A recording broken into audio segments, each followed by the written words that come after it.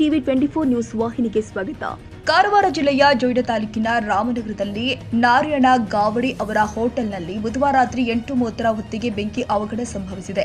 ಅಗ್ನಿ ಅವಘಡಕ್ಕೆ ನಿಖರ ಕಾರಣ ಇನ್ನೂ ಕೂಡ ಸ್ಪಷ್ಟವಾಗಿಲ್ಲ. ಸ್ಥಳೀಯರ ಪ್ರಕಾರ ಬೆಂಕಿ ತೀವ್ರವಾಗಿ ಹೊತ್ತಿ ಉರಿದು ಅಂಗಡಿಯ ಒಳಭಾಗಕ್ಕೆ ಹಾನಿ ಸಂಭವಿಸಿದೆ.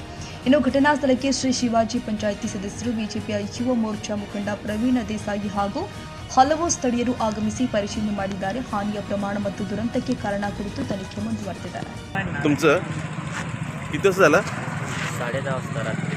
कसं शॉर्ट सर्किट आहे?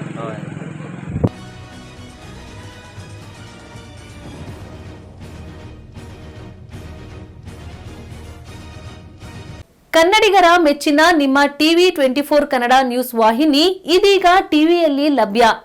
ಕರ್ನಾಟಕ ಮತ್ತು ದೇಶ ವಿದೇಶದ 360 ಡಿಗ್ರಿ ಸುದ್ದಿ ಹಾಗೂ ಉತ್ತರ ಕರ್ನಾಟಕ, ಬೆಳಗಾವಿ, ಬಾಗಲಕೋಟೆ, ಧಾರವಾಡ, ಹಾವೇರಿ, ಗದಗ, ಬಿಜಾಪುರ ಜಿಲ್ಲೆಯ ಕ್ಷಣ ಕ್ಷಣದ ವಿವರವನ್ನ ಪಡೆಯುವುದಕ್ಕೆ ಟಿವಿ 24 ಕನ್ನಡ ನ್ಯೂಸ್ ವಾಹಿನಿಯನ್ನ ಲೈಕ್ ಮಾಡಿ, ವಿಡಿಯೋಗಳನ್ನ ಶೇರ್ ಮಾಡಿ, ಕಮೆಂಟ್ ಮಾಡುವ ಮೂಲಕ ನಮ್ಮ ವಾಹಿನಿಗೆ ಸಹಕಾರ ನೀಡಿ ಮತ್ತು ಚಾನೆಲ್ ಅನ್ನ ಸಬ್ಸ್ಕ್ರೈಬ್ ಮಾಡಿ. Thank you.